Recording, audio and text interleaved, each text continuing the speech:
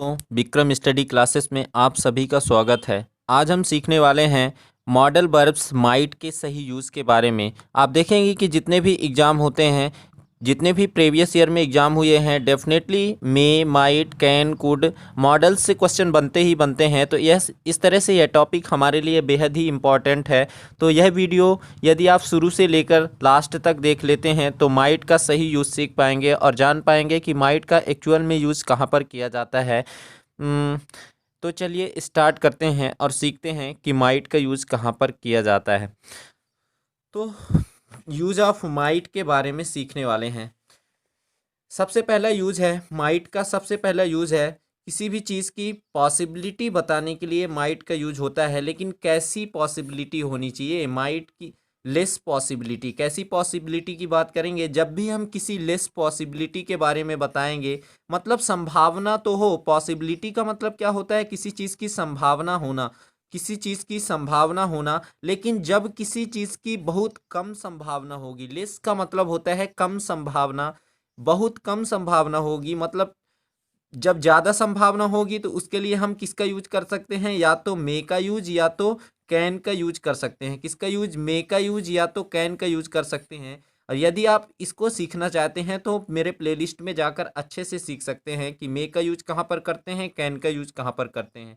लेकिन यदि पॉसिबिलिटी की ही बात करेंगे, लेकिन कैसी पॉसिबिलिटी? लेस पॉसिबिलिटी, बहुत कम संभावना हो। तो जब भी बहुत कम संभावना होगी तो इसको दिखाने के लिए, एक्सप्रेस करने के लिए, इसके बारे में बताने के लिए हमें माइट का यूज करना है।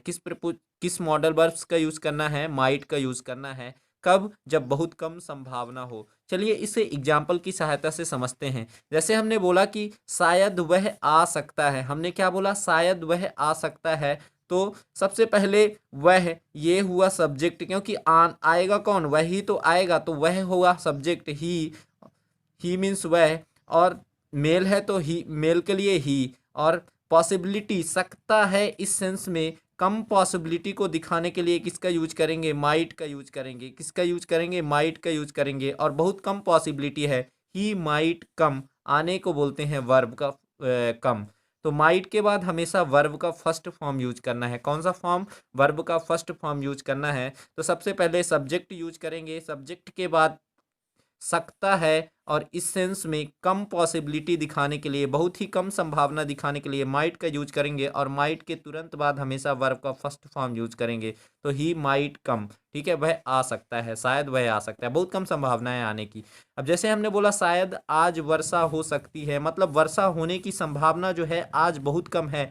तो क्या बोलेंगे? वर्षा होना मतलब मौसम वगैरह की बात कर रहे हैं, और मौसम की जब भी बात करेंगे तो इट सब्जेक्ट यूज होता है, तो इट यूज होगा। और हो सकती है, और कम से कम संभावना, हो सकती है के सेंस में या सकता है के सेंस में कम संभावना दिखाने के लिए यहाँ पर हमने क्या यूज किया? माइट का यूज किया। किसका यूज किया? माइट का यूज किया। तो इट माइट, और माइट अपने तुरंत बाद वर्ब का फर्स्ट फॉर्म वर्ब है रैन, मतलब वर्षा होना, ठीक है। इट माइट रैन, और कब? टुडे, मतलब आज वर्षा हो सकती है। तो इट माइट रैन टुडे, ठीक है। तो यहाँ पर माइट का हमने यूज क्यों किया? पॉसिबिलिटी को दिखाने के लिए किया। और कैसी पॉसिबिलिटी? बहुत ही कम पॉसिबिलिटी को दिखाने के लिए, बहुत कम संभावना, जहाँ पर ना के बराबर संभावना है। आज वर्षा होने की संभावना जो है ना के बराबर है, बहुत कम संभावना है कि वर्षा हो जाए। तो इसीलिए यहाँ पर माइट का यूज किया, इट माइट रैन टुडे। और किस सेंस में किया जाता है? सकता है, सकती है, सकते हैं, इस सेंस में ही माइट का यूज होता है, ठीक है। अब चलिए माइट का अगला यूज सीखते हैं। माइट का अगला यूज जो है मे के पास्ट टेंस के रूप में, मे के पास्ट के रूप में इनडायरेक्ट स्पीच में किया जाता है। किस स्पीच में? इनडायरेक्ट स्पीच में। इनडायरेक्ट स्पीच होता क्या है? यह नरेशन का एक पार्ट है। नरेशन दो प्रकार के होते हैं, कथन दो प्रकार के होते हैं, एक डायरेक्ट स्पीच, एक होता है इनडायरेक्ट स्पीच। जैसे हमें किसी ने जो बोला, वैसे ही जाकर जब हमने किसी और से बोल दिया तो वो डायरेक्ट स्पीच। लेकिन जो जो किसी और ने, किसी स्पीकर ने हमें बोला और हमने उसे अपनी तरह से बोल दिया, उसके कथन, उसके शब्दों में ना बोलकर अपने शब्दों में कुछ अलग प्रकार से बोला, तो वो कहलाता है इनडायरेक्ट स्पीच। तो जब हम नारेशन सीखेंगे तो इसे अच्छे से सीखेंगे। तो अभी इतना समझ लीजिए कि मे के पास्ट टेंस पास्ट के रूप में इनडायरेक्ट स्पीच में हम किसका यूज करते हैं, माइट का यूज करते हैं। कैसे, अभी समझ में आ जाएगा। एग्जाम्पल लेते हैं कुछ, जैसे राम ने कहा कि वह दिल्ली जा सकता है। देखिए कोई काम हो सकता है, पॉसिबिलिटी है लेकिन लेस पॉसिबिलिटी है। और जब भी हम बात करेंगे किसी ने कुछ कहा, किसी ने कुछ किया, मतलब पहले पास्ट की बात करेंगे, पहले पास्ट की बात करेंगे तो याद रखिएगा सबसे पहले सब्जेक्ट आएगा और सब्जेक्ट के बाद पहले जो सेंटेंस के पार्ट में वर्ब का सेकंड फॉर्म यूज करेंगे। क्यों? क्योंकि पास्ट टेंस में हमेशा सब्जेक्ट के बाद वर्ब का फर्स्ट फॉर्म यूज करेंगे। और कनेक्टर्स के रूप में, क्योंकि एक सेंटेंस को दूसरे सेंटेंस से कनेक्ट किया जा रहा है, क्या किया जा रहा है, कनेक्ट किया जा रहा है, तो कनेक्टर्स के रूप में दैट का यूज किया जाता है। किसका यूज करते हैं, दैट कर। तो राम ने कहा, तो राम फिर कहने को बोलते हैं, से मतलब कहना, उसी का सेकंड फॉर्म सेड हो जाएगा। तो राम ने कहा, राम सेड। और की क्या कहा, दैट का यूज किए यहाँ पर कनेक्टर्स के रूप में, जोड़ने के लिए, कनेक्ट करने के लिए। तो राम सेड दैट, तो सबसे पहले सब्जेक्ट, इसके बाद वर्ब का सेकंड फॉर्म। और अगला जो है पॉसिबिलिटी बताने के लिए किसका यूज करेंगे, जब सेंटेंस का पहला पार्ट, जो सेंटेंस का फर्स्ट पार्ट है, फर्स्ट पार्ट ऑफ सेंटेंस किसमें हो, सिंपल पास्ट टेंस में हो, तो अगले पार्ट में किसका यूज करेंगे, माइट का यूज करके सेंटेंस की पॉसिबिलिटी दिखाई जा सकती है। तो क्या बोलेंगे, राम सेड दैट, राम ने कहा कि वह, तो वह के लिए क्या बोलेंगे, ही। और फिर दिल्ली जा सकता है, बहुत कम पॉसिबिलिटी है, तो ही माइट, क्या यूज करेंगे, माइट। और जाने, माइट अपने तुरंत बाद वर्ब का फर्स्ट फॉर्म, तो ही माइट गो टू, कहाँ, Delhi, he might go to Delhi. To का क्यों यूज़ किए, अगर आपने सीखना चाहते हैं तो फिर मेरे प्लेलिस्ट में जाइए, ये एक प्रेपोजिशन है। और कहाँ यूज करते हैं, इस दिल्ली को, दिल्ली प्लेस को दिखाने के लिए यूज किया गया है। तो Ram said that he might go to Delhi, तो डेस्टिनेशन को शो करने के लिए टू का यूज हुआ। और माइट का यूज पॉसिबिलिटी दिखाने के लिए, लेकिन मे के पास्ट टेंस के रूप में, इनडायरेक्ट स्पीच के रूप में। क्योंकि राम ने कहा है, ये मेरे खुद खुद का कहा हुआ नहीं है, किसी के द्वारा कहा गया है। मैं इसे अपने शब्दों में बोल रहा हूँ कि राम ने कहा कि वह दिल्ली जा सकता है, Ram said that he might go to Delhi. ठीक है सर दोस्तों, चलिए एक और सेंटेंस लेते हैं। हमने सेंटेंस लिया, उसने मुझसे कहा, मैंने खुद नहीं कहा, उसने कहा मुझसे, ये इनडायरेक्टली है, इसीलिए तो यहाँ पे माइट का यूज कर रहा हूँ मे के पास्ट टेंस के रूप में। तो उसने मुझसे कहा, ये हुआ पहला सेंटेंस, फर्स्ट पार्ट। तो क्या बोलेंगे, उसने मतलब सी, कहा कि वह एक कार खरीद सकती है जैसे ही हमने देखा तो हम समझ गए कि वह फीमेल है, इसीलिए यहाँ पे सी का यूज कर रहे हैं। तो सी सेड टू मी, मुझसे कहा ना, तो सी सेड, कहने को बोलेंगे सेड, सेड से, और उसी का सेकंड फॉर्म अभी बताया हमने, क्योंकि कोई काम किया, कहने को बोलेंगे कहा, लिखने को लिखा, पढ़ने को पढ़ा। तो ऐसे सेंटेंस किस में आते हैं, पास्ट में ही तो आते हैं। और सब्जेक्ट के बाद क्या आता है, वर्ब का सेकंड फॉर्म आता है हमेशा पास्ट में। तो उसने, वह या उसने, फीमेल है, सकती है, तो सी का यूज करेंगे, सी। और कहने को से, उसी का सेकंड फॉर्म सेड। और किससे कहा, मुझसे, तो said to me, she said to me. और कनेक्टर्स यूज करते हैं क्या, that, she said to me that वह एक कार खरीद सकती है, तो क्या बोलेंगे, सी। और फिर कोई काम कर सकती है और उसकी कम से कम संभावना है, तो आगे क्या यूज करेंगे, मस्ट का यूज करेंगे। जब पहला सेंटेंस पास्ट टेंस में हो, किस में हो, पास्ट में हो, तो आगे पॉसिबिलिटी, लेस पॉसिबिलिटी को दिखाने के लिए, कैसी, लेस पॉसिबिलिटी को दिखाने के लिए मस्ट का यूज करेंगे। तो सी मस्ट बाई अ कार, वह एक कार खरीद सकती है। ठीक है, तो इसीलिए हमने यहाँ पे किसका यूज किया, मस्ट का यूज किया। She said to me that she must buy a car, indirect speech में किया। क्यों? क्योंकि ये कथन जो है, ये स्टेटमेंट मेरा खुद का नहीं है, उसने मुझसे कहा है कि वह ऐसा काम कर सकती है, तो मे के पास्ट टेंस के रूप में हमने मस्ट का यूज किया। ठीक है दोस्तों, आशा है कि आप समझ गए होंगे। ठीक है, चलिए एक और यूज सीखते हैं मस्ट का। मस्ट का यूज जो है कंडीशनल सेंटेंस में भी किया जाता है। कैसे, कैसे सेंटेंस में, कंडीशनल सेंटेंस में मस्ट का यूज किया जाता है। कंडीशनल सेंटेंस का मतलब होता है जिसमें कुछ ना कुछ शर्त हो वाक्यों में। ठीक है, यदि आप कठिन परिश्रम करते हैं, यदि आप कठिन परिश्रम करते हैं तो शायद आपको सफलता मिल पाती।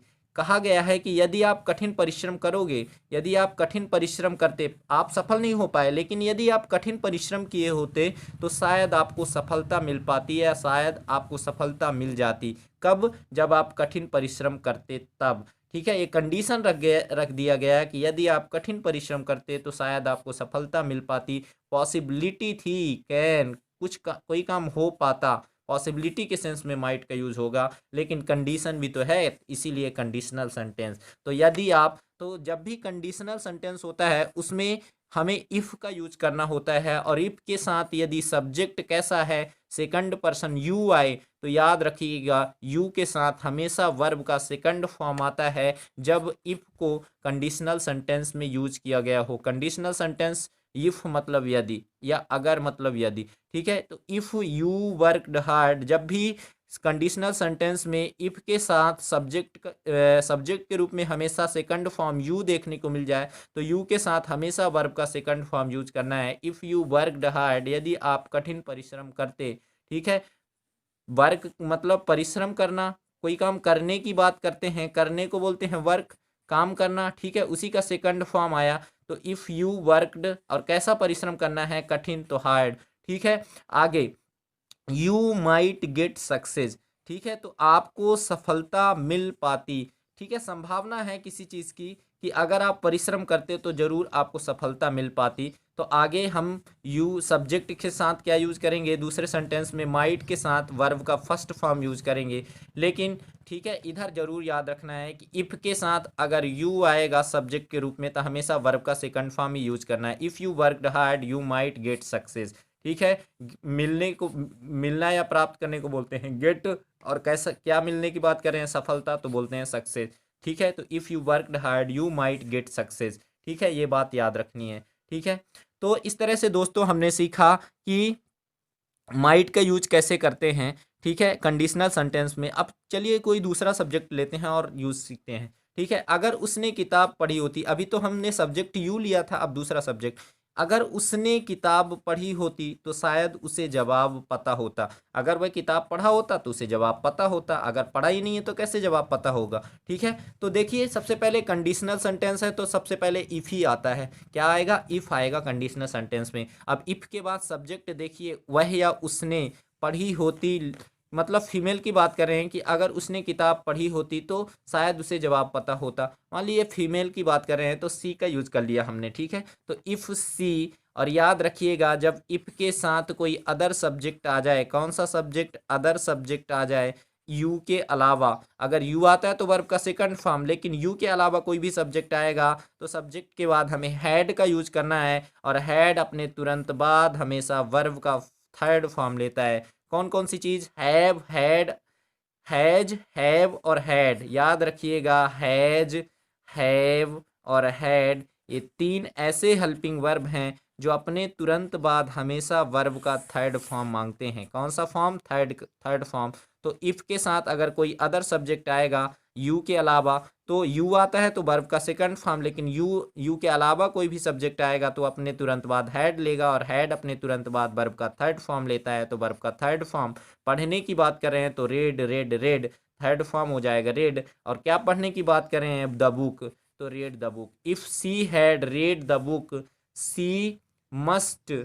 और याद रखिएगा अगर पहले पार्ट में हैड के साथ इफ वाले कंडीशनल सेंटेंस में हैड के साथ वर्ब का थर्ड फॉर्म आया है तो आगे मस्ट हैव का यूज करेंगे। आगे किसका यूज करेंगे, मस्ट हैव का यूज करेंगे, लिस्ट पॉसिबिलिटी को दिखाने के लिए, कंडीशन को शो अप करने के लिए। तो सी मस्ट हैव, और हैव आया तो ये भी वर्ब का थर्ड फॉर्म लेगा, तो नो, जवाब पता होना, पता होना या जानने को बोलते हैं नो, मतलब जानना, और उसी का third form know, knew, known, ये थर्ड फॉर्म है। ठीक है, तो if she had read the book, मतलब सिंपल सी चीज़ें समझ लेनी है कि इफ के साथ यदि कोई भी अदर सब्जेक्ट यू के साथ आएगा तो उसके साथ हैड और वर्ब का थर्ड फॉर्म, और आगे मस्ट हैव के साथ भी वर्ब का थर्ड फॉर्म यूज करेंगे। ठीक है, तो if she had read the book, यदि उसने, उसने तो सी, और सी यू के अलावा है, इफ वाले कंडीशनल सेंटेंस के साथ अदर सब्जेक्ट तो सी के साथ आएगा हैड, और पढ़ने की बात कर रहे हैं तो उसी का third form read, red, red, और क्या पढ़ने की बात कर रहे हैं, बुक तो द बुक, और फिर आगे फिर तो शायद उसे जवाब पता होता, तो उसे इसके लिए हमने सी यूज़ किया, वह या उसे, लेकिन फीमेल पर्सन है तो इसीलिए सी का यूज़ कर लिया। ठीक है, और जवाब पता होना और पॉसिबिलिटी है तो मस्ट हैव का यूज़ किया हमने पॉसिबिलिटी के सेंस में, और मस्ट हैव के तुरंत बाद कंडीशनल सेंटेंस में हमने मस्ट हैव का यूज़ किया, और हैव आया तो वर्ब का थर्ड फॉर्म लेगा। वर्ब है किसी चीज़ का पता होना, मतलब नो, मतलब जानना या पता होना, उसी का third form know, knew, known. और क्या पता होने की बात कर रहे हैं, किसी आंसर या जवाब की, तो the answer. If she had read the book she must have known the answer. इस तरह से हमने जाना कि माइट का यूज किस तरह से किया जाता है, और हमने अलग अलग एग्जाम्पल के द्वारा इसे अच्छे से प्रैक्टिस भी किया। तो आशा है दोस्तों कि आपको मेरा वीडियो कंटेंट पसंद आया होगा। तो कमेंट बॉक्स पर यदि आपको पसंद आए तो लाइक और सब्सक्राइब जरूर करें चैनल को, और कमेंट बॉक्स पर हमें कमेंट करके बताएं कि आपको हमारा वीडियो कैसा लगा। तो मिलते हैं ऐसे ही एक इम्पॉर्टेंट टॉपिक के साथ अगले वीडियो में। तो तब तक के लिए जय हिंद, वंदे मातरम।